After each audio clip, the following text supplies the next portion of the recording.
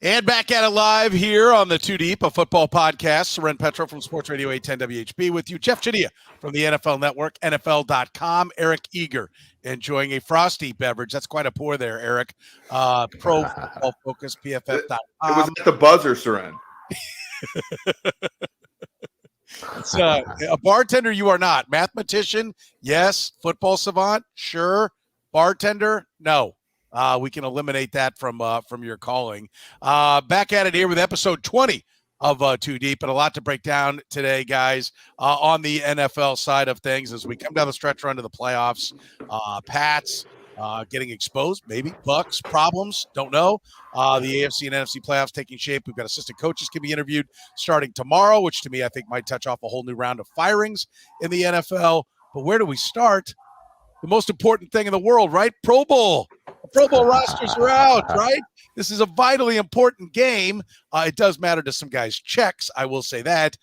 Jeff, anything jump at you as a big surprise, a big mistake, a big positive, anything, any general reaction you have to the rosters?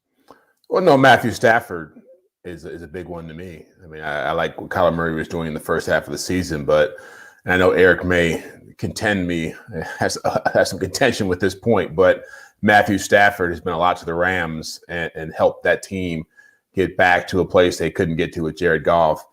He's had strong numbers. He's had some strong games. Dak Prescott is a bit surprising just because of the team he plays on and the platform he has. He has not played that great over the last few weeks, but it's also a popularity contest. And I think he had a lot of buzz about him that would have allowed him to get in. I think the thing with Kyler Murray that gets me is he just hasn't played for 3 games. And he really hasn't been that great over the last 3 games he's been in the lineup. And so, maybe I'm splitting hairs here with him and Dak, but I think Stafford certainly was the 3rd best quarterback in the NFC. And just throw one out there that is sort of an outlier who I didn't think was going to have a great chance because he's done a lot of things, been a jack of all trades and a master of none is Cordarrelle Patterson in Atlanta, who has been really their best offensive weapon all season. Had one of the more intriguing seasons by a receiver as far as what he's done out of the backfield and catching the football. And I just think he's a phenomenal player, and there's no real spot for him in an all-star game like this. Yeah, Patterson, one of those guys, if when you looked at basically percentage of runs that were perfectly blocked, right? So I looked at this thing and looked, I sort of broke up run plays by basically every play where a guy was perfect, every guy was graded positively or not. Patterson and Mike Davis have like the worst rate of runs where everybody blocks everybody up, right? And the crazy thing is, and the Falcons are bad. Like they're a second left. They have a worse point differential than Jeff's Lions, even though they have 6 wins. So like, but my Lions now. Patterson's a 4.2 yards per carry, which is right about league average, despite the fact that he is, not getting any blocks. So he was a good one. I do agree with Jeff. On Stafford. I will say though, the Murray thing's interesting because Murray had just 5 turnover-worthy plays in the first 13 weeks of the year. He has 6 the last 2, right? So like, I think a lot of the Murray thing, we anchored on him early in the season, how great he was. And they did beat, like early in the season, Arizona beat Tennessee by double digits as a road underdog. They beat the Rams by double digits as a road underdog. They beat San Francisco. Like they did a lot of good things there. And, ultimately like they faded. And I think that's where people anchor at the beginning of the year, right? Like, and so he's faded away. And I do think on balance, Stafford's had a better year than him. Yeah. Listen, is there even a reason to get, are we even going to play this game? Are they in this environment? I first of all, no one watches it anymore. I'm not sure why we go through the exercise of it because we know that half the league is going to be added here in the coming weeks, whether it's COVID or just other injuries. Is there any value left in the Pro Bowl? I hate to be cliche, and I know that's where everybody goes, but I hate it because I used to actually enjoy the Pro Bowl. I remember Tom Newberry slugging Bill Moss in the gut in the middle of the game, like a fight breaking out because they were actually playing football. Like that doesn't happen anymore. Is there anything more than Orlando Brown gets ammunition to try to justify a salary drive right now? That was Frank Clark. Frank Clark made the last 2 Pro Bowls, even though I think we'll all agree that like he's at his best, Frank Clark's a good defensive end, not a great defensive end, certainly not a Pro Bowl defensive end. And he made the game twice in a row, including last year. And yeah, I mean, the fact is Mitchell Schwartz never made a Pro Bowl, and he made multiple first-team All-Pros. And Mitchell Schwartz is one of the best players in Chiefs history. So that's kind of, it's a weird thing. I'll say the Pro Bowl stopped mattering probably 2005 at the very latest, right? When you have Trevor Siemian turning down an invitation to the game in 16, yeah. Well, that's when you know you got to just pack it in and stop playing the game, right? Like Trevor Siemian, are you kidding me? So whereas it used to be a big thing back in the day, right? It used to, when they played it the week after the Super Bowl, and the Super Bowl, I remember in '94, Steve Young would come in, throw a touchdown to Chris Carter, and it was a lot of fun, and they were actually trying. It's now it's yeah, it's really it matters in the sense that it's really one of the few barometers that we have annually to measure where players stand in the game. And it's certainly become a lot. It's always been a popularity contest. It's even more so now, the way they do the voting and the kind of players who are getting in. But I do think, aside from this, I think it gets more buzz than All-Pro voting by a long shot. I think All-Pro voting is far more respected around NFL circles. But the Pro Bowl is what gets the buzz, what creates the debates. You don't hear anybody saying, "Well, why was so-and-so not All-Pro?" You never have that question coming up in that conversation. So I think this. And I think tag my own network, the 100 players of the NFL seem to create a lot of conversation around players that normally all we have is Pro Football Focus, Eric. That's the only way we can measure it aside from what you do over there. Well, and I think that was always the one big question I have growing up in Minneapolis, St. Paul was Randall McDaniel made 12 straight Pro Bowls. And he, by the way, a delightful human being, became an elementary school teacher after. And I always wonder, that was the one way we measured these guys, right? And now that you have PFF, it's kind of it's sort of with linemen, and you can, ESPN does a similar metric to us, so you can even look at them too. But it's we sort of have taken away some of the mystery of things, right? And the Pro Bowl was one way of validating players who didn't have a ton of statistics. A guy like Hines Ward would catch passes for 900 yards. Would make the Pro Bowl because the league respected the hell out of him. Well, now you have PFF grade to sort of contextualize what his statistics mean. Again, I think, I don't know, I just think it's an antiquated aspect of football, but it's an antiquated aspect of literally every other sport too. No one's the All-Star game in baseball is better because you can't half-ass baseball, right? But it's still not. You great, can't. Right? You can end it in a tie, or you can go up there with your batting helmet on backwards. I mean, trust me, baseball's done everything they can to detonate their own their own game, and it was the one game that really mattered. And now the home run derby carries way more cachet than the actual All-Star game does. Listen, I think Jeff brought up a great point. I think we do the top 100 by NFL Network. I'll throw love your guys' way. I mean, that's a great thing, and I think that carries way more cachet. We know, what did Patrick Mahomes, was he picked 4th, and Lamar Jackson was 1st, and in whatever year it was when he played the Ravens, and he sat there going, it was clear he was responding to it. It meant a lot to him, right? It meant a lot to those players. And I think your point about the All-Pro, which is by far a much more important award, and Mitchell Schwartz, to the point about him not making the Pro Bowl, but being voted All-Pro, that's the better award because there's only one right tackle and only one left tackle. And I think it shows the NFL's inability to market that and not understand it. I would assume contract-wise that this means something, right? That's the thing. It is if you look at the 5th-year option for all these first-round players, right? I don't know the exact money, but if you are on a rookie deal and you get selected to a Pro Bowl in your first-round pick, your 5th-year option is escalated to a different number. It's literally part of the contract stuff. That's why, I think that's why players get so upset about it, because when you look at the league now, take 20, 30 years ago, there was so much less that we could cling to, right? The draft wasn't I'm a nerd. One of the things I like to do is go back and watch old drafts on YouTube and how chintzy they were and how funny they were. We've made the draft a 2-month event in the NFL now. We've made free agency a month-long event. We've made the Super Bowl a 2-week event with the regular season. And the Pro Bowl is just like kind of another thing now because we've done such a good job, and I think Jeff's network deserves a lot of credit for this. Like we've done such a good job of like making football so much more compelling that like this one game is kind of not a huge deal, even though a lot of things are attached to it. Yeah, and really the access too. Not to cut you off, sir. The access. There's way more attention paid to the players because of Pro Football Focus, because of fantasy football, and the access. I guarantee you, what's changed the perception of the Pro Bowl is Sunday Ticket. When I was a kid, you could only watch your team play, maybe one other team. Now you see all these teams all the time. And when the Pro Bowl came out, you were like, oh, who's that guy? I've never seen him play. That guy must be pretty special. Now we have debates about them because we're able to see them and dissect if they are that special. But by the way, I just found out that Inside the NFL is still on because I think I now have is it Showtime that it streams on? I just got it and I saw it up and I'm like, oh my God, this is still on.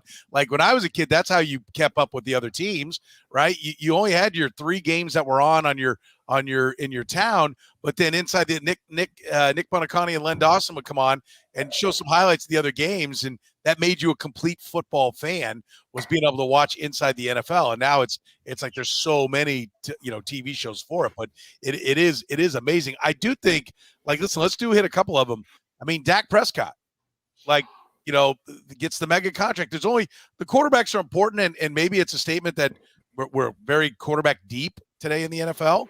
But like to Dak's standpoint, I would think it's a little embarrassing to grab that contract and then, and be fighting about that contract for 3 years and turn around the first time after you get paid and not make the Pro Bowl. That's got to kind of suck standing in front of your fan base, doesn't it? Go ahead, Eric. Yeah, but like, is there anybody to argue with? When you have Rodgers and Brady and I think Murray and Stafford are the ones that you should overcome, I guess, if you're a $45 million guy. He's had the injury. He also just simply hasn't played. I agree. But at the same time, you look at Dallas. Dallas is probably a 20% chance to get the 1 seed, right? So you come up for air and all the ups and downs that they've had. They've still had a pretty good season.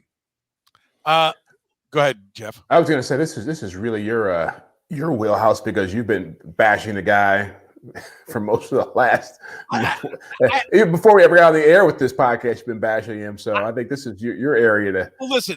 Take your cuts. Yeah, I appreciate. I don't bash him. I don't think of it as bashing. I just think he is overrated, and I think this is a fair assessment of. I think this is actually one where they get it right. I don't think he should be on there, and I think he's loaded with weapons. And, the offensive line's not what it used to be, but the offensive line was trash really at times last year for Patrick Mahomes, and he still put up numbers. So, I mean, I do think this is a little bit accurate on it. And I think it's of note. They've had a schedule and he's handled the games that he's supposed to handle and he's lost the games he's supposed to lose. Now you can say that really about the Chiefs as well. They've lost to their major opponents when they were at full strength, right? If you don't count the Packers. So you could knock Patrick Mahomes that same way, but I think they did get it right. I would put Stafford on in front of him as well. And I think it does. I think some of it speaks to the depth of the quarterback position, but the contract thing, I think it is of note because he's carrying a contract like it's him and Patrick Mahomes that are 1 and 1A. And that's not the reality. Well, and Josh Allen too, though. Like you look at Josh Allen, I can't remember. What were the 3 quarterbacks in the AFC? It was Herbert, Mahomes, and I think it was Allen was the third. Allen. So but Allen's team is 8-6, right? Like when you Herbert, go Mahomes, and Jackson. Yeah, Lamar. And Lamar, I think Jackson is sort of an interesting choice here. Interesting. That's one word for it. Yeah. I mean, I like Lamar as much as the next guy. And I've been on this show saying, look, they've gotten a lot of injuries. And so he's overcome a lot of it. And I think it is instructive. If we're going to talk about Murray that way, where Colt McCoy goes in and goes 2-1, is 2 road wins without Murray. We have to look at Tyler Huntley, a road win against the Bears, who I know stink, but and then going toe to toe with the Packers last week. We do have to question Lamar a little bit, right? Given how sort of inconsistent he's been and that kind of thing. But Josh Allen, that's $43 million a year, guys, and he's not making the Pro Bowl either, right? And Buffalo's 8-6. They basically are in a must-win situation as underdogs to New England this week to win their own division for the second straight year. That's not what Buffalo was envisioning when they signed him to that deal either. Well, who are you going to give it to? Ryan Tannehill and Mac Jones, who have better records? I mean, that's the thing, because Justin Herbert's on that list. He's 8-6 as well. I think one thing that I do think is interesting. I think it's fun discussion. Like I think they should keep naming the team. They don't have to play the game. I refuse to watch the game, but they should keep naming the team, because I do think these are fun discussions, and it keeps the NFL relevant and gives you, fodder to talk about.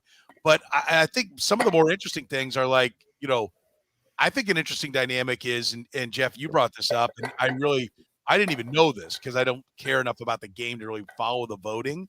And, it's like, okay, the team comes out. I am intrigued. I like to make interns go, do these spreadsheets of Pro Bowlers and where they were drafted, because I am kind of fascinated. It is, as you said, Jeff, it's a way to award who are the better players. Maybe they're not number one. Maybe there's somebody you can argue, but nobody blows gets on this list, right? Yeah. Rashad Breeland is not on the Pro Bowl. So these are quality players. And so I do think it's kind of fun from that standpoint to maybe do a dive onto, like, okay, where do you draft your Pro Bowlers?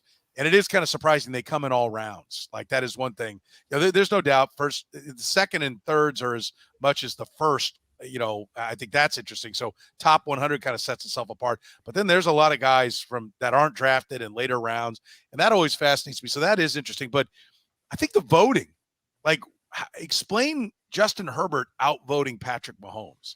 Is it just that when a lot of the voting was done, Herbert was playing better, the narrative, Mahomes was maybe still chasing the Chargers, Herbert is new and fresh? Is there Mahomes family fatigue?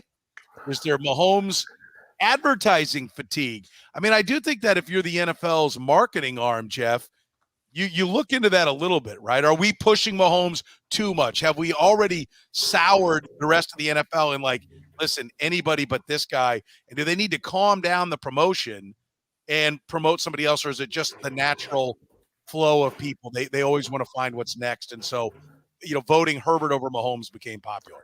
Yeah, well, I think you have to take into account Herbert's in a much bigger market. That helps when you got a market that doesn't pay attention to him. But there's still a lot more people in LA, in and around LA, than there are in and around Kansas City. Maybe the fatigue of the family stuff could be hurting him. I've never been big on the whole there's one face of the NFL, because there's never has been. As far as I've been covering this league, there's always been multiple people. And so as hard as it is to believe that for people in Kansas City, that if you go to Seattle, Russell Wilson is carrying a lot more weight than Patrick Mahomes does. If you go to Tampa, Tom Brady's going to carry a lot more weight than Patrick Mahomes is. And so maybe that's happening with Justin Herbert in Los Angeles. Maybe he is starting to build a fan base there. But I think more so with Mahomes' situation, as far as the voting went for him, I think it's, he had a rough start. And so I think people, just as with Kyler Murray, we remember how he started. I think people remember all the turnovers. Yeah, and they remember 3 and 4. And so, what's that? Yeah, Petro. I mean, like, I just think Herbert's played better this year, hasn't he? Yeah. Has he? I mean, like, look, and again, I'm the biggest, like, I'm a pretty big homer here. I'll say, but like, Herbert's second in the NFL this year, wins above replacement in our metrics. He's second in ESPN's QBR. When you look at basically every statistic, he's besting Patrick Mahomes. Then why is he 2 games worse in the standings, and why do we keep wins and losses next to quarterback's name? Fourth down. Well, but like, that's it. Let's start there. We did that Tuesday, red, gold, and bold. Yeah. We're not doing that. We're not doing that today. But like, it's okay. It's okay to say that, right? Like, it's okay to say, like, look, in this 13-game sample, he's played better. Like, that's okay. And like, I'll still take Mahomes, but I'm just saying this year he deserves to start the Pro Bowl over Pat. Well, okay, and that's fine. And like I said, I don't care. I don't really care who plays. I am interested in what it might mean. And I'm going to tell you, when I go on in other towns, right, I have, well, particularly, and you go on the same station in Vegas, Eric, I mean, immediately it's known they're going to come at me with some question about the social media, performances of his family. And it's a joke, and they know I'm not taking the bait. That I'm just like, it's not affecting his performance. I'm not going to talk about it. I know you guys have fun. They do it partially. They do it because they know it just to tweak me. But when I'm not on, and they talk about the Chiefs and they talk about Mahomes, it's all kinds of jargon and shots at all the social media crap. And so that's the narrative of what Patrick Mahomes is, and to an extent what the Kansas City Chiefs are in Las Vegas, Nevada, at least in the sports talk world. That's the narrative. And listen, it could be as simple as, and maybe this is me blowing air on a little match, like a talk show host does sometimes, right, on a slow day, if at least we get accused of. But I mean, I'm not, like, I go on in other towns too, and you get questions about that. And I'm like, that's kind of becoming the man's, it is, his image. His image is goofy relatives. I mean, well, just like the image for Rodgers is he abandoned his family. He's a kook about COVID. He's are his girlfriends real? Like, all this kind of, like, Aaron Rodgers says all this nonsense about him, and it's followed him around. And like his seasons where he plays above that stuff, and he goes on Kyle Brandt's podcast, and he's like super fun, and like we all forget it, but like it kind of still sort of evolves towards that every once in a while. But like that's going to be what Pat has to deal with, right? Like, he's going to have to deal with these kind of questions. And for Brady, there was Deflategate, and there was his goofy Facebook show. There was Spygate. There was Spygate wasn't kissing his son, open mouth kissing his son on a documentary. I mean, there's all kinds of weird stuff with all these guys. But there's plenty of Brady jersey sales. Like, there's plenty of Pat jersey sales. But he doesn't top Brady. And yeah. Brady doesn't have the sideshow going on around him. That's all I'm getting. TB12 is not a sideshow. Like, I just got done with Seth Wickersham's book, and there's a sideshow with Tom. Okay, but it's not publicized, though. I think that's the point to be made, is that it's not gaining the kind of notoriety that what's happening around Mahomes is. But I think the thing is, though, Pat was so much better than Brady early, right? Brady was. It was a different time in 01 through 04. But like when Brady was first on the scene, he was driving the car. He wasn't the engine. By the way, if you're listening to us on the podcast, I just put up in the chat room on our live. You got a fan? Can you tell Eric to unblock me on Twitter, please? I never said anything bad to him. Okay, I'll find it. All right. There it is. That's it. Okay. I didn't take it he maybe he's a Stafford fan. Maybe that's what got him blocked. He likes Matthew Stafford. Anyway, so but we think about the differences here, right? Where you're looking at Brady in 01 through 04. For one, we didn't have social media, but also Brady was a fun story. He wasn't Peyton Manning, right? And like Pat was more like Peyton Manning, Dan Marino, and so he's going to get more of it concentrated on him early. But like Brady had a kid with Bridget Monahan, right? And then he got married to Giselle, and like he figured the social media game out as social media was becoming more prevalent. Like, he leaned into it in a perfect pace. Brady's a brilliant guy, by the way. And Pat got rushed into all this really freaking fast. Yeah, but I think the point is you got to read books to figure out what the goofy sideshow is for Brady. Yeah. Right? It's in your face in the social media world when it comes to Mahomes. I don't want to bog down on that too long, but I do think, like I said, I think there's a fatigue out there, and I think he's they're burning the candle at both ends on him with a massive amount of commercials. Like, you never saw this many commercials with Tom Brady in it, and maybe that was a Patriot thing, or even Baker Mayfield. Baker, oh God, disaster! He's closing in. Yeah. But but for Baker, it's actually probably a good thing, because he's not getting a big contract. He's good. He leaned into it. Good for him, because Pat. The thing with Pat is Pat has to play the long game, because he's going to be the best quarterback in football for a long time, and he's got to. And do we know that, though? Are we so? I mean, I think that's one thing that's always bothered me about him, is that I think we give him that mantle, and it's just like I say all the time, every decade there's going to be phenomenal quarterbacks arrive or rise up, and I think that's what's happening with Justin Herbert this year. It's what happened with Josh Allen last year.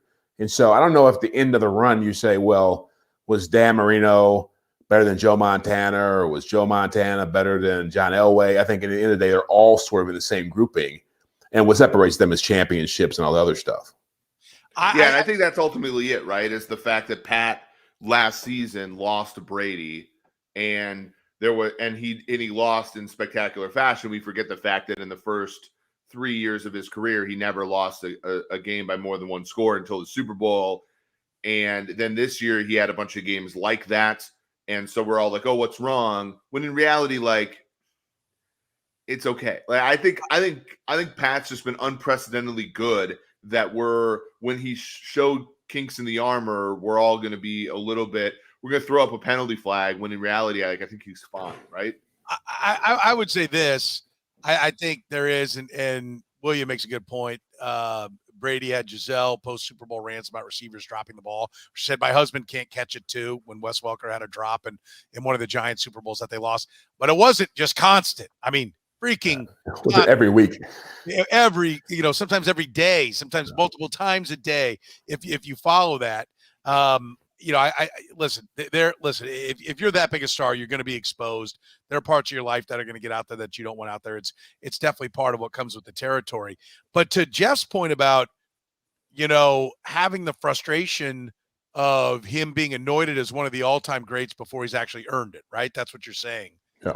I think is a fair point, because I think it's true of everyone. We immediately, it's a mob mentality. And when people are down, you view it as a mob. But when people are up, I don't think people recognize that it's still a mob mentality just going the other way. When Patrick Mahomes hit the scene by the 6th or 7th week of 2018, I remember one of the talking head shows, one of the arguing shows, the topic was, is Patrick Mahomes the greatest quarterback of all time? And Max Kellerman was saying he was.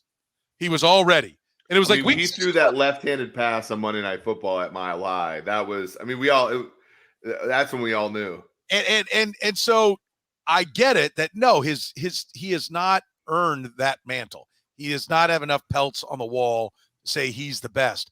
But we are a society that wants to be the first one to proclaim success. We want to be the first one to identify it, right? That's just where we are culturally, easy for me to say right now. And so I think that's just what sports fans do, right? That's why gambling's big. You want to be the guy who said, yeah, I love the Titans in the 3.5 on Thursday night against the Niners.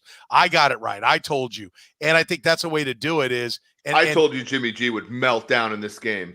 and that's how I think right now, I think people want to be the first one to say, I call the greatest of all time, because his success becomes their success. Well, but that's why gambling is that's why gambling is such an edifying experience, right? And like in this sort of like shady way, it's like we battle in this battle place of ideas, but you can actually test them. That's what I think is sort of like, for example, with me, like I bet Chiefs in the Super Bowl because I thought, look, like it's Pat's time, and I was wrong, right? So like I have to pay for it.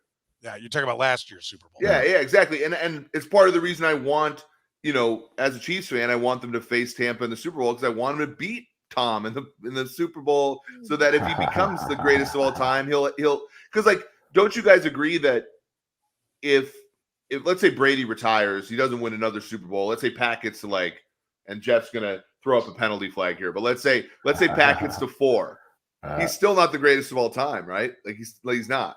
He's got 2 regular season wins against Brady, and that's not true. That's not true. I think he could get to 4 and be considered the greatest of all time. I think Justin Herbert could get to 4 and be considered the greatest of all time, because Michael Jordan only has 6.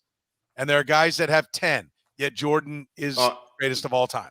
So, I get that. I think that the one-on-one matchup is interesting, right? Did Jordan, and I'm not a basketball historian, but like, did Jordan ever play Jordan never played Magic in the finals and lost, right? Like that. No, he did lose. He played him and beat him. He won. That's what I'm saying. So that's where I get like Pat, like, and again, who cares, right? Like he's the greatest of all time to me, so it doesn't matter. It shouldn't matter. But if he beats Brady in the Super Bowl and then goes on to win like 2 more, then it makes a way better case than if he doesn't, right? Like that to me is, I think, that the issue. Yeah, but I think we also live in the one thing about pro football that's always worth keeping in contact with these kind of conversations is just that there's always going to be somebody who just blows us away.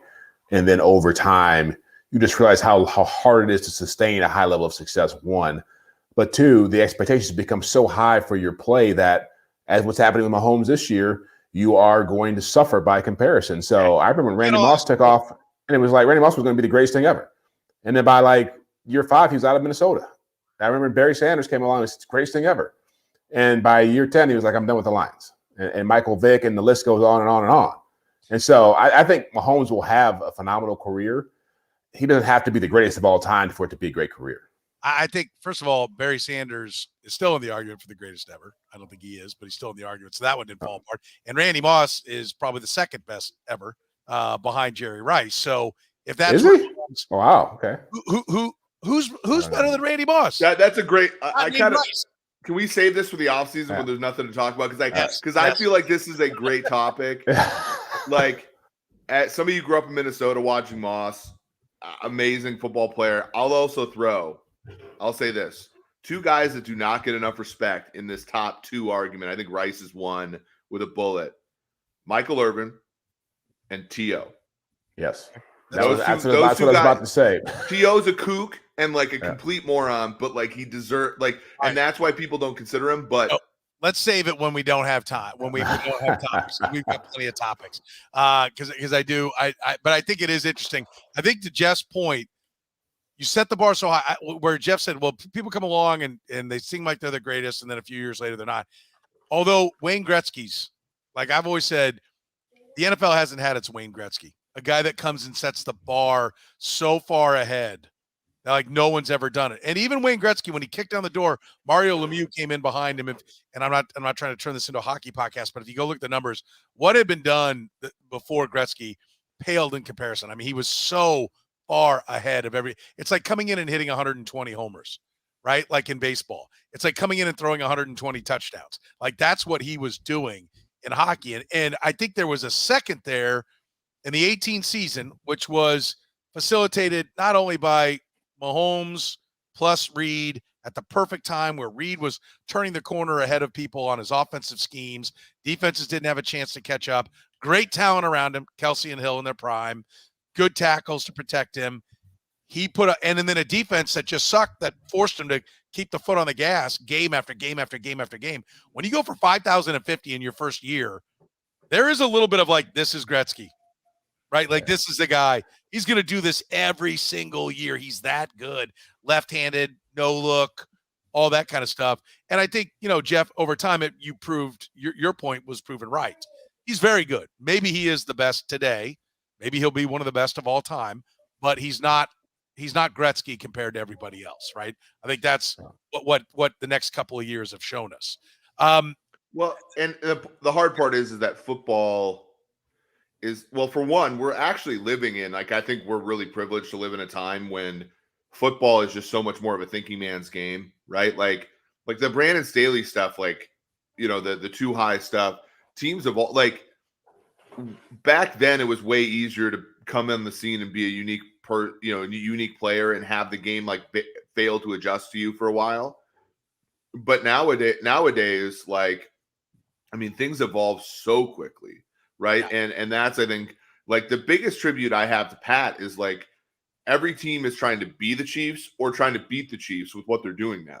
And I think that's a huge feather in his cap that is underrated. All right, let's talk a little bit about the playoffs right now in the AFC. The Patriots gave up the number 1 seed to the Chiefs. Their loss, Chiefs win, Chiefs overtime win. Put them in first place. Pats lose on the following Saturday.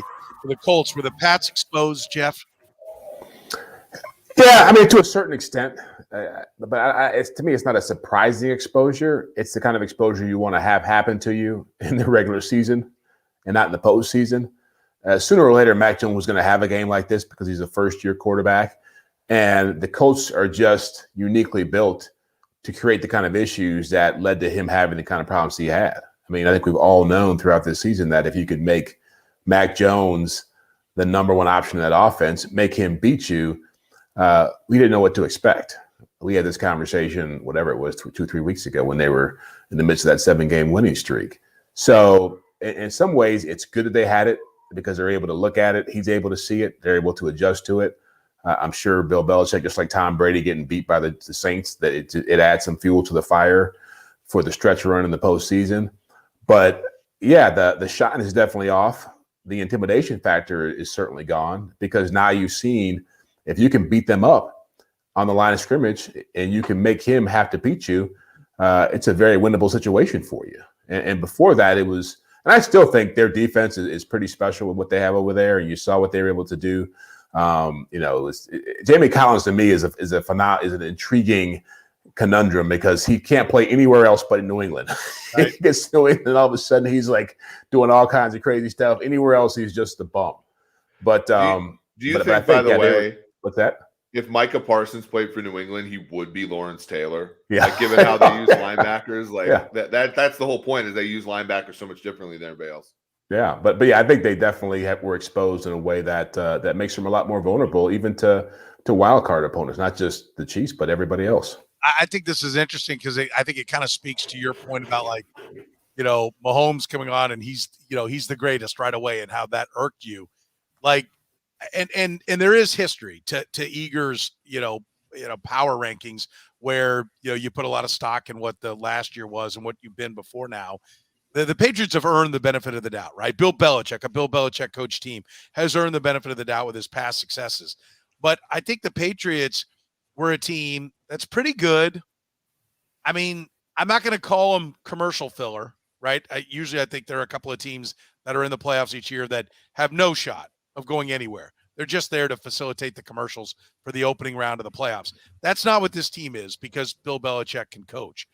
But they were never that good. And it irked me the way it irked you about Mahomes. It irked me about how for 2 or 3 weeks we had to listen to when they got to 5 and 4 in a row, 5 in a row, 6 in a row. When they took over the number 1 seed, it was a legit question at that point. We'd already been hearing for 2 or 3 weeks that they were now the team to beat. The Patriots have never, at any point during this season, in my opinion, been the team to beat. Mac Jones is not good enough. And I said this is our bet, right, that we had, and we're going to see what happens with it, about that you've got to have the quarterback to go deep into the playoffs. How did you phrase it? I was talking to you, Eric, the other day, and you talked about the fact that they settled for the field goal in that game when they were down, 13 points, kicked a field goal to cut it to 10, and you said you've watched Mac Jones crapping on the field, dying on the field, and you actually think you're going to get down there 2 more times? That was my whole issue with, because everybody wants to talk about with the 4th down stuff, hey, have you taken the context of the game into consideration and blah, blah, blah. And it's like, did you watch Mac Jones try to operate against the Colts on Saturday? If you're inside the 10 and you kick a field goal to go down 10, you're basically betting on, look at this guy, Mac Jones, I've seen all day, and I'm betting on him getting into scoring position 2 more times after this. Not to mention getting the stops on defense with Jonathan Taylor and how well he's playing and whatever. But, that was the one thing that I did not get. Belichick, obviously, Hall of Fame, best of all time probably, but, his 4th down decisions don't make any sense. And it hasn't since the Colts game in 2009. But, that was the one that was weird to me because, if you're Pat, if you're the Chiefs and, okay, I need to get down the field twice, I need to get 2 stops, that's a reasonable. But, Mac Jones was not moving the ball all game. You get inside, that's part of the 4th down calculus is, you've gotten inside the 10. How likely is it for you to do this again?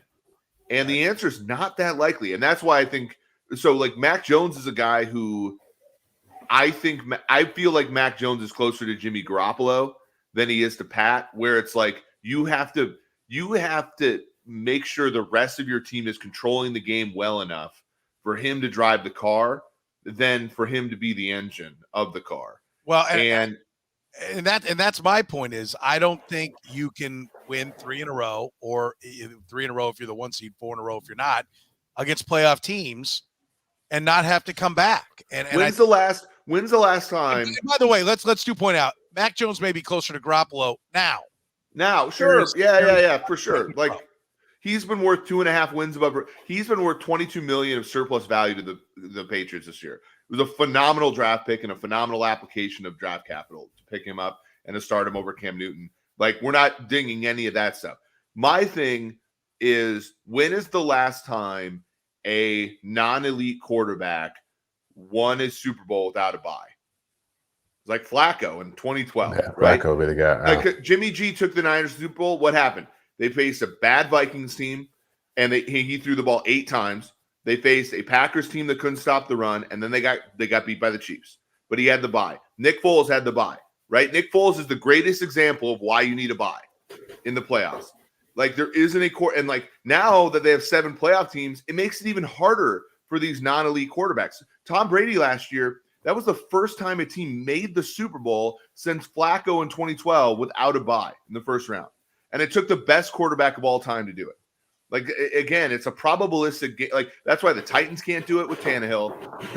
The Patriots can't do it with Mac. And, like, you know, the Colts can't do it with Wentz. Let's be really honest here. And so on and so forth. All those teams are plucking in a one-game sample, right? All of them. But to win 4, I'm not putting my money on any of those teams. So who are the real contenders in the AFC, Jeff? Where would you put? Are you still in? You've been much more about the Patriots than both Eric and I. Are you still there? Yeah, the Patriots would be there. I mean, they have the pedigree, they have the coach.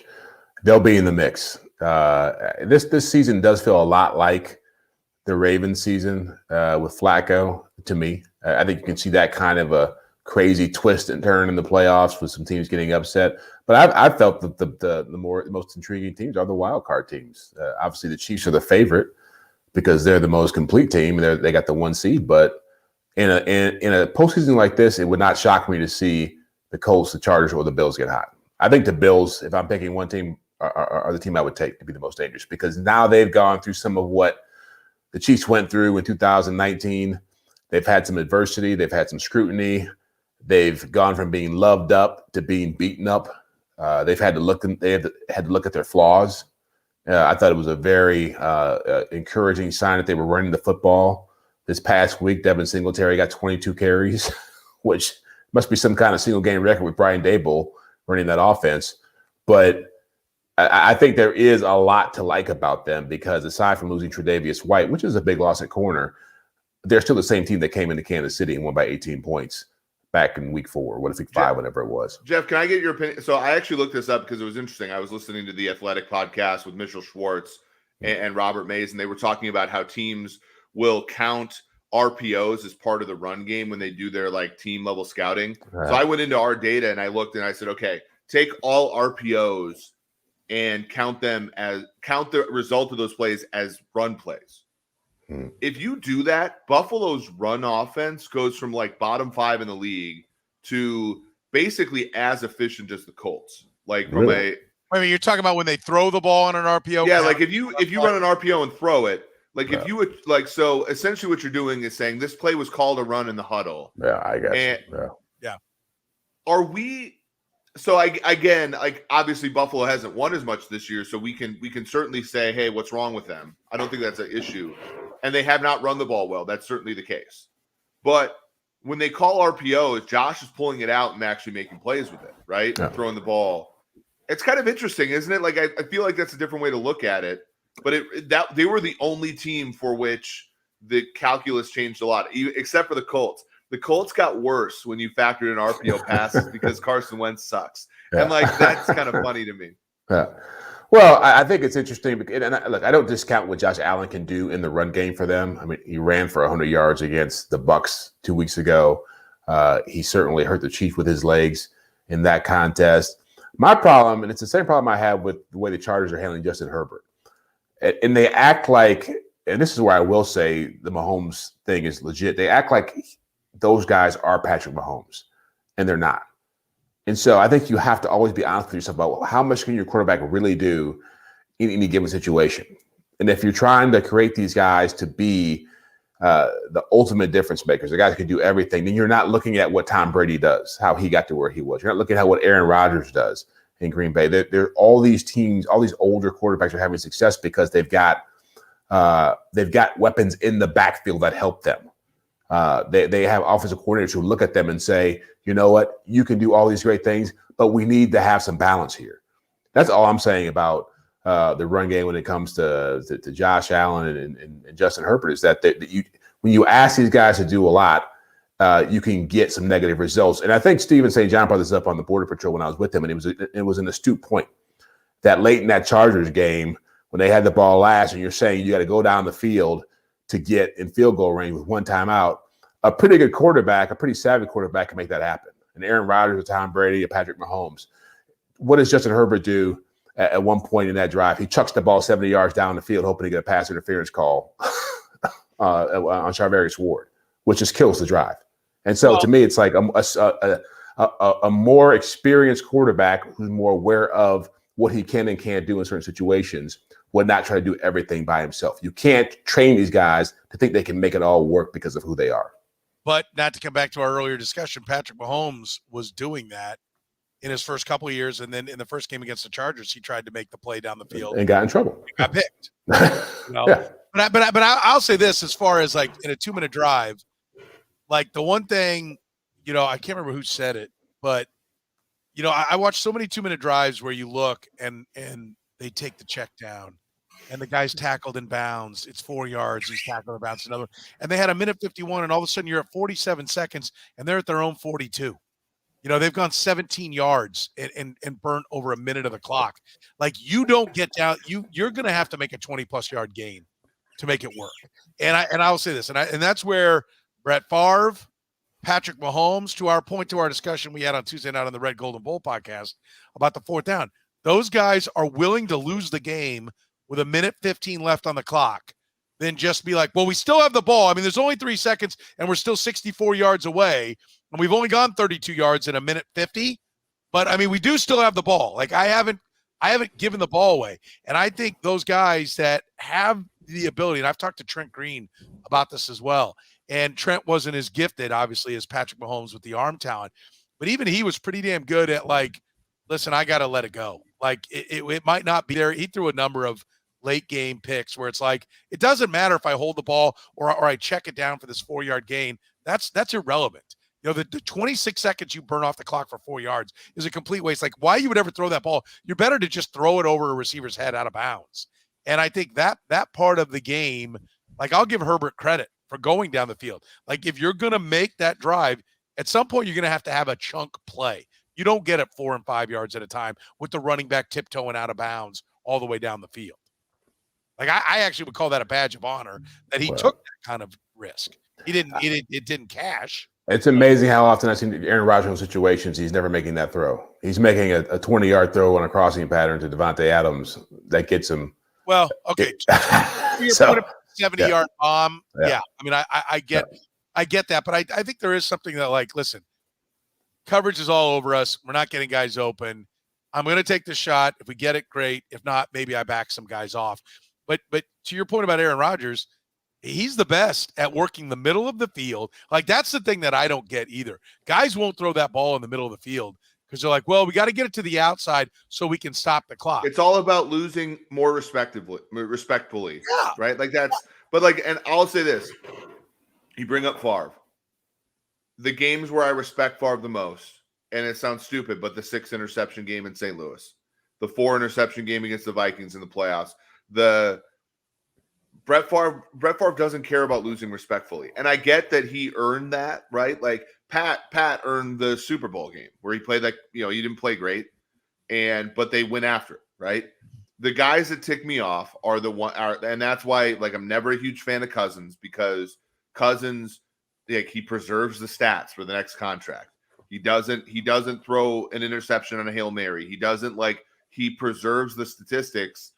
And again, like you say, like, I think the league is evolving away from, selecting to sort of win game or lose games respectfully and just win or lose games totally. Right. Like, and that, you need to have a guy that's willing to lose a game.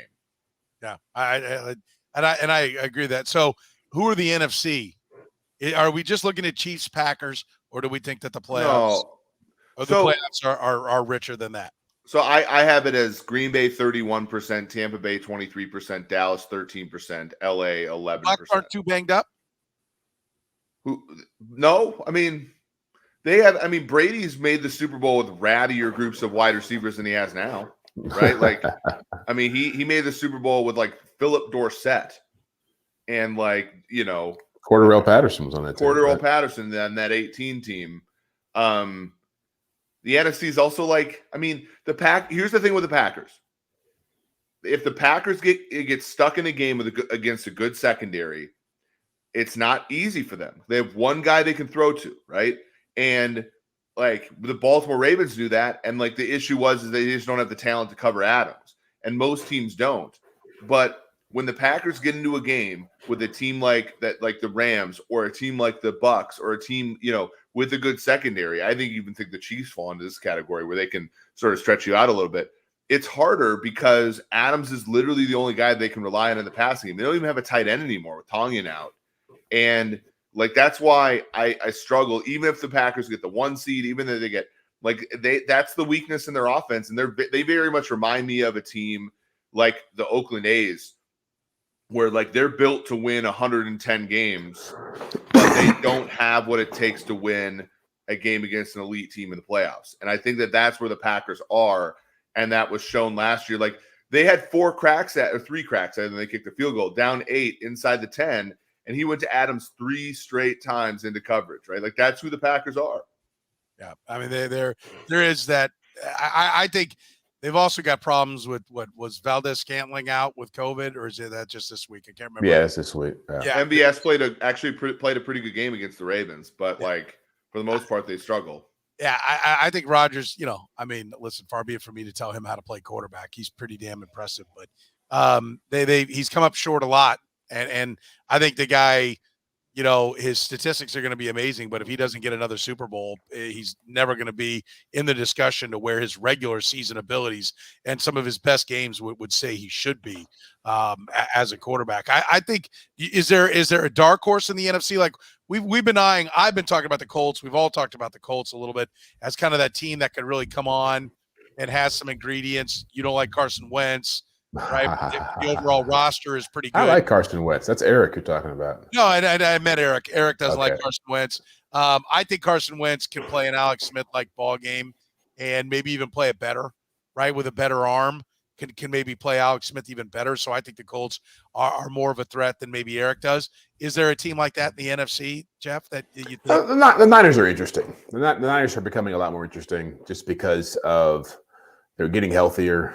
Having Kittle back, he's been on a nice tear the last 3 weeks. Deebo Samuel deservedly got into the Pro Bowl. He's been a pretty strong receiver throughout the entire year. I think Brandon Ayuk has come on for them, which has been a nice thing. And Jimmy Garoppolo's been playing, out of his mind for the last 7 weeks. I mean, he's been playing at a super high level. I think it's like before coming in this game, he had like 10 touchdowns and three picks the last 6 games, 5 of them wins, and defensively they're still solid. I mean, it's just they have a lot of ingredients there, and they were a very sexy pick to be in that conversation to win the NFC at the start of the year. People forget that now. People weren't talking about Arizona. They weren't talking about the Rams a little bit.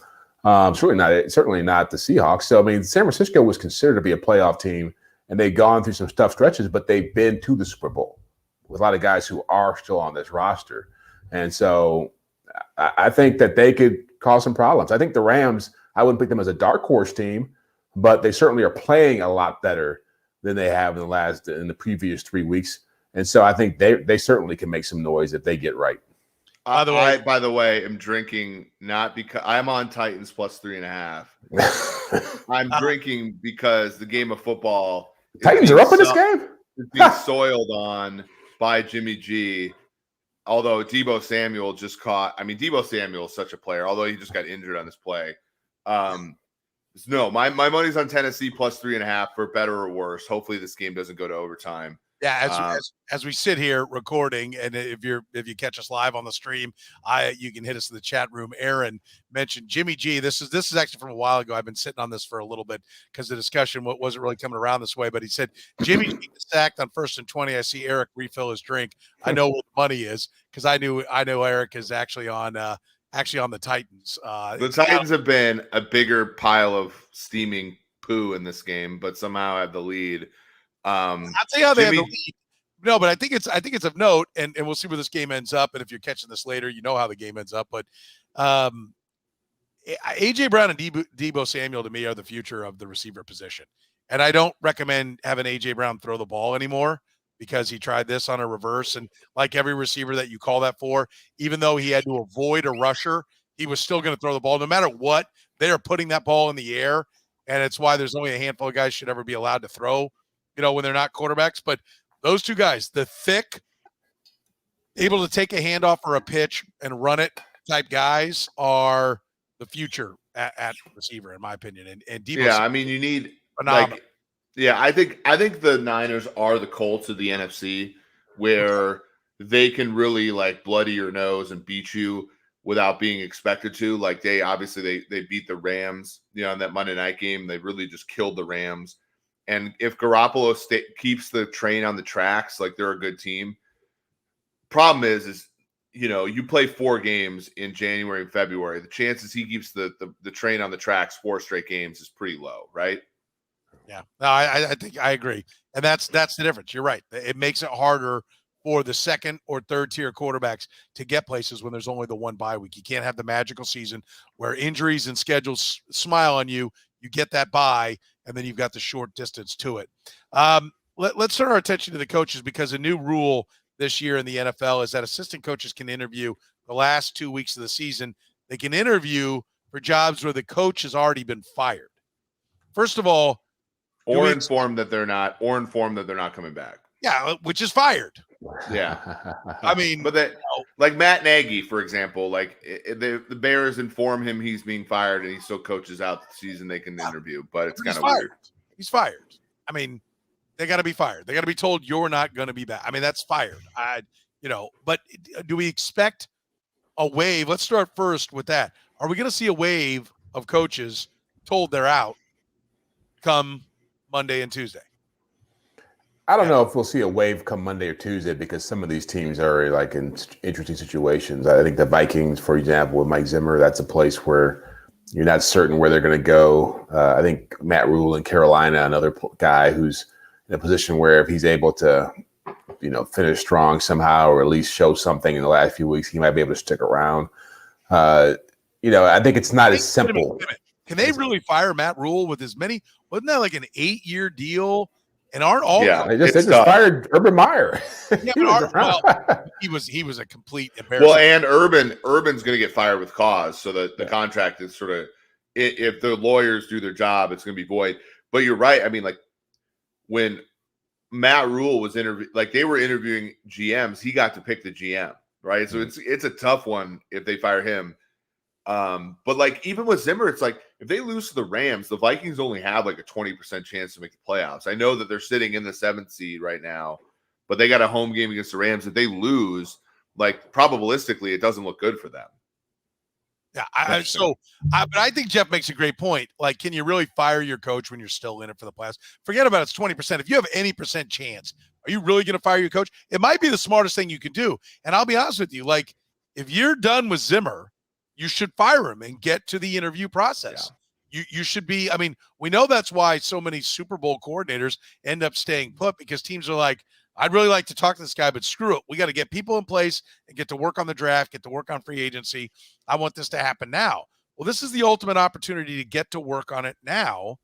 And, I think Jeff's right. I don't think owners have it within them to be like, I don't care if we go and lose a wild card game. Like, I don't think they feel like they can send that message to their fans. So to Jeff's point, there's so many teams in contention now because of the extra playoff spot and how parity is really living up to its name this year. That's a great point. We may not get that many coaches, but do you think we're going to get a couple at least? Like Matt Nagy would seem to be dead man walking. Who else? Vic? Joe Judge in that category. Yeah, I mean, if the let's put it this way, like if the if the Broncos were to lose to the Raiders and be swept by the Raiders, they're definitely they're thinking about it, right? Yeah, because he was explicit. Like they gave him, and again, Bridgewater's hurt now, so it's like a little bit weird. But like they gave him a roster and a draft pick to basically say you got to get to 9 wins to get to the playoffs here. And with a loss here, it doesn't look great for them. I would say like David Culley's probably in it for the long run, but you think about Joe Judge possibly, although it sounds like the Giants want to keep Joe Judge. We've seen this song and dance before where they're like, oh, we love this guy, and then they lose 38-3. Stop. We haven't. Nobody wants to keep Joe Judge. Mrs. Judge doesn't want to keep Joe Judge. Come on. Judge Judy might. Yeah, maybe. I'm just looking at it because, like, I think one of the other things that's interesting here, Jeff, and then we'll get to the assistant part of the equation. But I think there are good intentions with this rule, right? I think you can call this the Eric Bieniemy rule. This is the okay. We're removing the excuse, and maybe it's an extension of the Rooney rule. We're removing the excuse you have to not go interview black coaches. Right? Like, oh, well, he's in a Super Bowl. We couldn't get to him. We need to make a choice. They're trying to take away every obstacle. So I believe that the intentions are very good. But I do think it's going to lead to quicker hooks, quicker firings. And, which is fine. If you're going to fire somebody, fire him. But I am curious. This year's kind of unique in the sense that it looks like Aaron Rodgers, Russell Wilson, and Deshaun Watson are going to be on the market. And so if your plan, and I got to believe Denver, who knows how important John Elway was, saw how they jump-started things with Peyton Manning, they're going to be balls to the wall for a quarterback. I don't think the Steelers are going to fire Mike Tomlin unless they think that will hinder them in getting for a quarterback. But I think they understand how important the quarterback is. And I think everybody is going to want to be putting everything in place to create the best landing spot for Wilson, Rodgers. And I think the consolation prize will be Deshaun Watson, where it's like, well, crap, we didn't get the other two guys. So let's take the baggage and let's take a shot. The man has not been arrested, so let's go for it. But don't you think part of it is going to be to get the whatever new head coach is going to make you as attractive as possible to go woo those quarterbacks? Yeah, I think that's exactly what Denver situation is going to be like. I think when you've got Vic Fangio there, a defensive-minded head coach, you got Pat Shurmur there, an offensive coordinator who has really not done great work this season. I mean, their offense is as boring to watch as anything in the NFL. You can't sit there and think you're going to be able to woo a big-time quarterback with that kind of an operation. I mean, that's what makes them very – Timeout, because I have to be in someone that texts with you on game day and everything. Yeah. You have been on how bad the Bronco offense is all year. Oh, it's horrible. Why did you fly to Denver to watch the Broncos and Bengals? Like, why did you it's called work for a reason, Soren. Well, it's not as bad as at least Jeff. Look, at least Jeff got paid to do this. Yeah, I bet hundreds of dollars on the over in that game. So who's the biggest idiot of the three? It's clearly me. Yeah. By the way, you chose to watch it. Yeah. Well, I bet over. I bet on the over in that game. I bet real dollars on the over in that game. By the way, I would like to point out, not very often does my family ever come up in any of my broadcast discussions, but my wife did say to me tonight as I headed down here to start preparing for this podcast, said, "Is it me, or does your buddy Eager always look like he just got out of bed for this podcast every week?" Oh, come on. Yeah. I'm sorry. I totally derailed us. Jeff, you're making a great wearing by the way, this sweatshirt I have had since 2007, my senior year at Minnesota State Moorhead as a Dragons starting tight end. This is a throwback, but I don't know. Like, I did my hair Petro. Like, okay, fine. Mrs. Petro, I'm sorry. Part of it is the angle with which you put your camera is shooting up at you, and so it makes your hair look a little bit like you got bedhead, And so, just a couple books will change that whole angle for you. Under the computer, just raise it up. What? I honestly, Jeff, it's on his lap. That's the thing. Oh, is it? Literally, it's low so he can see over into the TV set. Look, he's trying to watch the game. Look, this podcast is a great podcast. It's 10% better because I'm just having a good time. I'm just sitting here having a good time. Agreed. All right, so now back to Jeff was making a very good point about the Broncos and what they're trying to say. Yeah. I think that's a great point about just how teams need to position themselves. And I don't know if I thought about this a lot to see if there's a period in time where you could actually have it be a little more fair for teams who are looking for coaches and for assistants who are on good teams to be able to interview. Unlike college football, I've never understood why there's this huge rush to hire a coach in January so we can sit around for a month not really doing a whole lot, aside from picking his assistant coaches. I mean, they're not really doing anything until they start getting into the offseason program and scouting.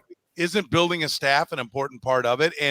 And likewise, like, again, in showing your best foot for a quarterback, don't you want a quality staff? And I mean, that's all part of it. But these guys come in knowing who they want to hire. They've already talked to people about it. I mean, it's just. I'm saying the timetable for it is such that the NFL is always trying to figure out how can we make it better And one, I don't think there is a way to make it better. But two, if you said, hey, let's have this all happen in the week leading up to the Super Bowl. Here's a week when everybody can go out there and interview everybody, and then you can hire people then. I don't think it would hurt to have that kind of an operation. Yeah. Who are the guys that we're going to see moving? Who are the new head coaches in the league? Is Eric Bieniemy's name going to finally be called as a head coach? I think he almost has to at this point. Like, I mean, it's weird. It's sort of like the offense regresses for a year. It happens like everywhere, and then like the guy finally gets a job. He's certainly somebody who deserves. I think Todd Bowles deserves another head coaching job. I think Leslie Frazier's getting a lot of love, and I think it's deserved. Some of these guys like Dennis Allen. After you saw the game the other night with him shutting down Brady, he hasn't really had the shot for a while. So those are guys that I think are like sort of top of the food. Like Joe Brady was last year a candidate, right? Like, so these things sort of ebb and flow. Josh McDaniels is another one who I think has done a great job this year. There's always the issue what he had with Indianapolis where, essentially he didn't give that job a shot, but he'll probably still get a chance. Jeff, you got some names that you think we're going to be talking about? Do you think someone that is one that's a surefire hit that, or somebody that, is going to get a job that doesn't deserve it? Any thoughts on who the new wave is going to be? I think Kellen Moore is going to be the hottest name out there. I mean, I think coming from the Cowboys, even though Dak Prescott, we talked about him earlier, has had some issues. I think some of that's injury related. Some of it's what's happened around him. But I think Kellen Moore, what he's done for the Cowboys, I know he's been pretty highly respected for that job. He's a young guy. He may be the next Sean McVay or Matt LaFleur that's always going to play well in hiring circles. I think Byron Leftwich, now he's got a ring in Tampa. He's worked with Tom Brady. Jacksonville's open. He played in Jacksonville. That seems like a no-brainer to me. I think those two guys, along with who Eric just mentioned, are going to be the bigger names. But I'm also to the point now where I look at what they're paying people in college football, where if I'm Eric Bieniemy and it didn't happen here, I'm thinking about the next big time college football job opens up. My name is going into that hopper. And isn't that that opportunity's kind of come and gone, hasn't it? Right? Because like his name was being floated, and we know a lot of times when you hear so-and-so's a hot name, it's their agent calling up the media guy and saying, hey, just want you to know they reached out or they're talking or whatever, trying to drum up some support. I'm with you. I've always felt that that's where he's almost like Charlie Weiss now in a different way. Right. Like Weiss's name had been passed over a couple of times and he ends up taking the Notre Dame job. Yeah. Right. Like that to me seems like the path that it's going to be. But he's Mel Tucker, Michigan State. He's Mel Tucker. Okay. Mel Tucker went to Michigan State. People thought, who is this guy? He's got a $95 million contract now.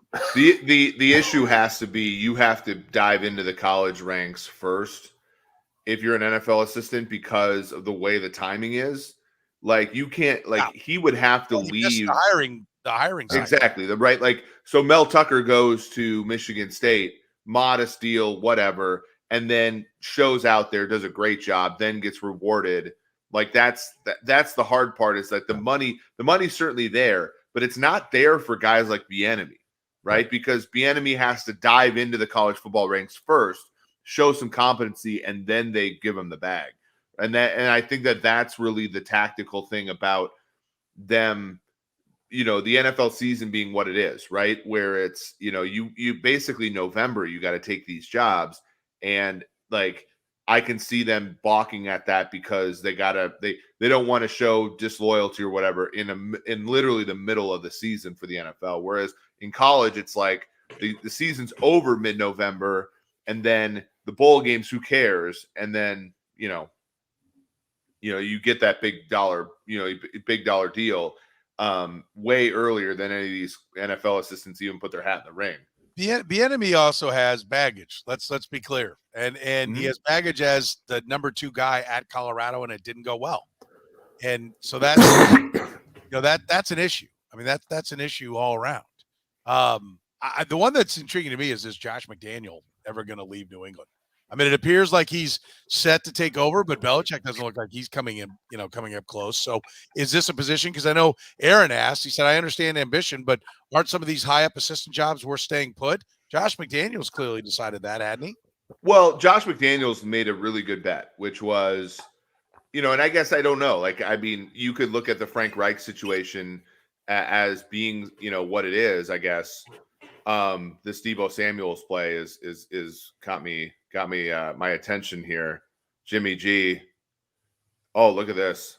We have the Stanford band going on here. Oh, No, we don't. no. Okay. I- All right. I see game over. Sorry. I'm on stream. I'm a little different. Yeah. Okay. Titans plus 3.5. Never in doubt, by the way, guys. All right. Hey, I never doubted the Titans once. Yeah, down 10-0, and you were talking about before we started. By the way, before we started the show, I the- have. By the way, Petro, can you give me a pat on the back? No F words. Yeah, during the show. There were plenty of them before the show. Yeah, exactly. Thank you very much. So the McDaniels thing was interesting, right? Because the Colts, obviously, with Irsay and there were a lot of question marks about whether that was a great job, and there are some legitimate reasons that McDaniel backed out of that job that were different than the narratives in the media for him, right? I'll just say that. So I think there's some empathy surrounding him. I think he made the right choice. Now, I also think Frank Reich made the right choice. Frank Reich, not being as high profile, had to take a chance to have a good head coaching job. And I think Reich has been wonderful as the Indianapolis head coach, unequivocally. So I think it worked out best for both guys. But there are situations where staying where you are is better. Like Les Frazier. If Les Frazier goes to a team with bad ownership, he might as well just stay in Buffalo because Les Frazier, I think, is a great coach, and I think he could be a good head coach. But I think the situation has to be a little different than other guys, right? And so, I think, Todd Bowles was somebody, he went to the Jets, and Todd Bowles is a fantastic coach, but you go to the Jets, ownership's a freaking nightmare. What chance does the guy have, right? So, some of these guys do have to look at sort of the situation and be like, is it better for me to stay in Tampa and be the best defensive coordinator in football? Or do I go, if you go to Minnesota ownership is wonderful there. The Zimmer and Spielman have run their course, but that would be a place where I'd go if I was a head coach who needed good support. Jets, Giants, not so much. Bears, kind of on the borderline there, right? So, I think for some of these guys, especially guys who are getting their second crack at head coach like McDaniels, I think it shows a little bit of discernment to turn down jobs where ownership is not as solid as it is at other places. Yeah, no doubt. All right. Our one to watch. You got something this week, Jeff, that you're looking for? Are you headed back to Denver? I don't even know. Or wherever Denver is. Are you going to go track down the Broncos offense, or you got something else? They're in Vegas to take on the Raiders. That's your one to watch for this weekend? I'll be staying a lot far away from anything that involves Vic Fangio and Pat Shurmur for the rest of 2021. That's my early resolution. Pat Shurmur, another example of a guy who took a second head coaching job for a dysfunctional franchise and failed. Yeah, there are times that guys are like, this is the only offer I get. I know I'm probably doomed, but no one else is offering me. I have to try to make this work. Mm-hmm. I'll go with Buffalo at New England. To me, this is round 2, less wind, more opportunity. I think the Pats are the better team. I think they'll win the game, but I want to see what Buffalo team shows up. It feels like Buffalo's turning a corner here, and I think the way they played in the second half against Tampa, the way that they ran the ball in this past week's game against Carolina, I want to see how they operate, and if they play with the kind of energy that I've been seeing for the last couple of weeks. Okay, Eric. Yeah, I'm going to this game on Sunday. I'm excited for Baltimore-Cincinnati. I know neither team is that good, but they're battling. It's the highest leverage game of the entire weekend besides Buffalo, New England. And I'm excited to watch. I like Burrow. I think Burrow is not a perfect quarterback, but he's a super fun young quarterback. And I've always liked Tyler Huntley, even out of Utah. I remember writing an article basically saying he's a lot better than a lot of the guys that were drafted in 2020. Jake Fromm, all these kind of guys suck. And it's he's a decent player. He's plucky. I like watching the Ravens play because I can always depend on the Ravens to do the fun things and the right things. They might not always win, but they take chances and stuff. So I'm excited for that game. A sneaky one, I'm not going to watch it live, but it's going to be on while I'm at Cincinnati, Baltimore. A secondary one to watch is Rams-Vikings. That's a game that I think is going to have some fireworks in it. No Dalvin Cook, so I think the Vikings are going to drop back and throw a lot, and you're going to see Ramsey against Justin Jefferson, which to me is the best matchup of the entire week, player for player.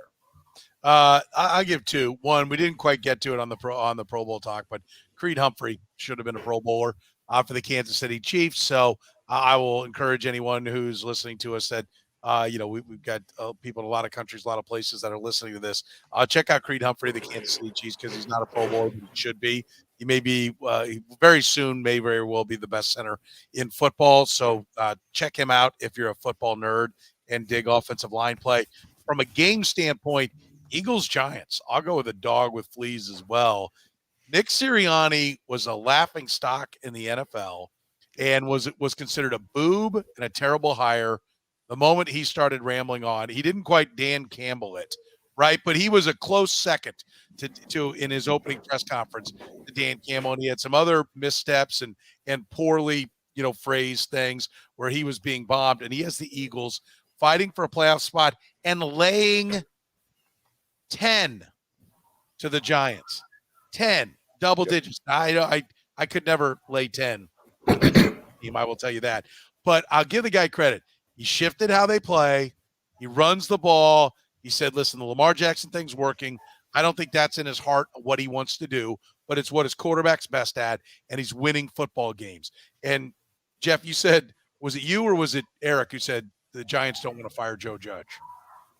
That's what Eric said. Well, no, the reports are the Giants want to build around Joe Judge and fire Dave Gettleman. Like, that's the report.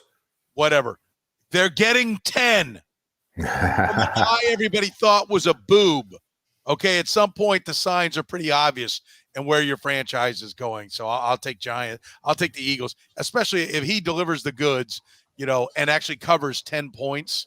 That says something about Sirianni. It should say everything you need to know about the Giants. All right, it's been a long one, but it's been a fun one. Guys, listen, if you are catching us, make sure you check us out. You can catch the stream 9:00 p.m. Central Time on Thursdays. We stream live via YouTube, Twitch, Twitter, and Facebook.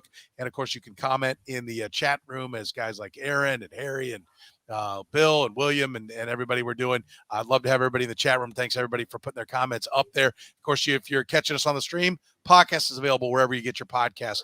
Too Deep, a football podcast every Thursday at 9. And I can tell you, our Red Golden Bowl podcast goes out every Tuesday at 9:00 is when we do that one live. So for Jeff Chadiha from the NFL Network and NFL.com, check out his great work there. Eric Eager's work is at Pro Football Focus, PFF.com. You can catch me at 810WHB.com or live at 810 Sports Radio 810 WHB. Thanks for joining us here on Too Deep, a football podcast.